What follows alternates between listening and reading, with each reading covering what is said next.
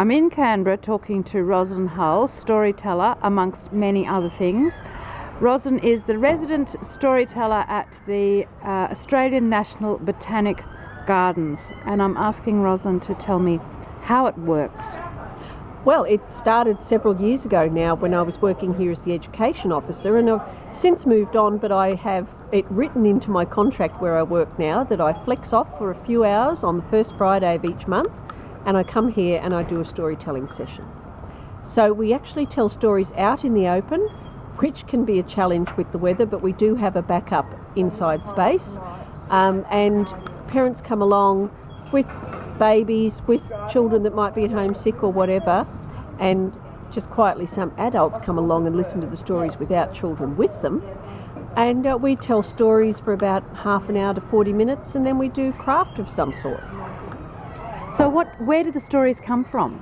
Well, when I started here, it was summer and we were in a drought, so I thought I would theme my first month of storytelling around waterhole stories.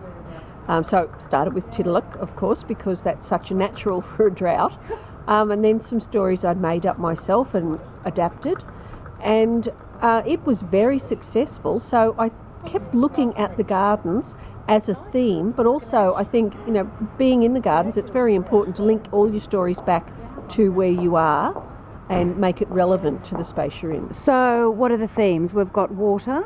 Yes, that's February, and then March we have dinosaurs, because the Wollemi pines here are getting to be quite a nice size, and so we talk about what plants were around when the dinosaurs were here, and even use the footbridge and have a version of 3 billy goats gruff that's 3 dinosaurs gruff. And then in April we have bilby stories, and we go for a walk in the gardens looking for what's in bloom, because lots of Australian species bloom in autumn, and the children can pick out as many colours as they can find, and then we come back and make a craft that involves those. This is what I've used for waterhole stories, and in fact we've done an education program here for babies, years 1 and 2, where half of the program they come here and sit on this nice little jetty, and I tell them waterhole stories. One called The Drover's Dance that I wrote, and then they go around the other side of the waterhole, and an education ranger does pond dipping with them, and they look to see what they get in their scoop out of the pond, what sort of larva or whatever. So we're coming into the pine part of one of the paths, and along here we've got king billies and other pines, but also have 2 Wollemi pines. So one of the stories I tell here, and I call it a walking story because we start down on the main lawn where I tell stories, and then we come up through the rainforest gully, and I tell the story about someone who works here and tells her nephew that every day when she goes to work she sees what the dinosaurs saw. And so the children come through the rainforest with me, trying to guess what it is that they can see that the dinosaurs saw. So there's a bit of teaching goes along the way, because as soon as they pick, well, for instance, what we're looking at now, the Gymea lily, because it looks like a dinosaur plant, but it's a flowering plant, and dinosaurs predate flowering plants. Are we getting near the Wollemi pine yet? It's down further on the path. I'm looking. I want to be the first to spot it.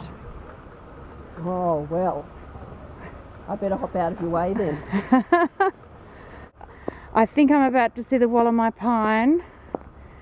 Unmistakable. There it is. Look at that. What can you tell us about the Wollemi pine? Utterly unchanged in millions and millions of years. Thought to be extinct, only ever seen in the fossil record, until some people came across it in a very isolated valley, in the shadow of the Blue Mountains. They still haven't given, as far as I understand, they still haven't given away the location of that valley in order to protect the population that is there. But several years ago, they released some pods and it's been cultivated. This is the Friends of the Botanic Gardens shelter, and a lot of the structures around the gardens have been paid for by the Friends. And this is our usual storytelling space. A couple of years ago they put up the sale for us because they saw just how much the children were enjoying storytelling in this environment. With the theme of stories, one of school holiday block, we did a holiday program on becoming an author. So we gave kids notebooks and clipboards and took them around to various places in the gardens and asked them what could happen here. So when we were up in the dry gardens, you couldn't talk about, it raining on the hero or that he slipped over in the mud or whatever. You had to think about the environment you were in. And I think here, leaning against the rock wall, was the best place. I got so much out of them. They were so excited by the environment, and they were coming up with all sorts of things, from spies to fairies to talking animals, all sorts. They are so beautiful. Eastern greys. Eastern greys. So would that'd be 2 females probably, do you think? Probably, looks like. And so we've got eastern greys in the gardens, wallabies, wombats, sugar gliders, brush tails. Oh, what a workplace.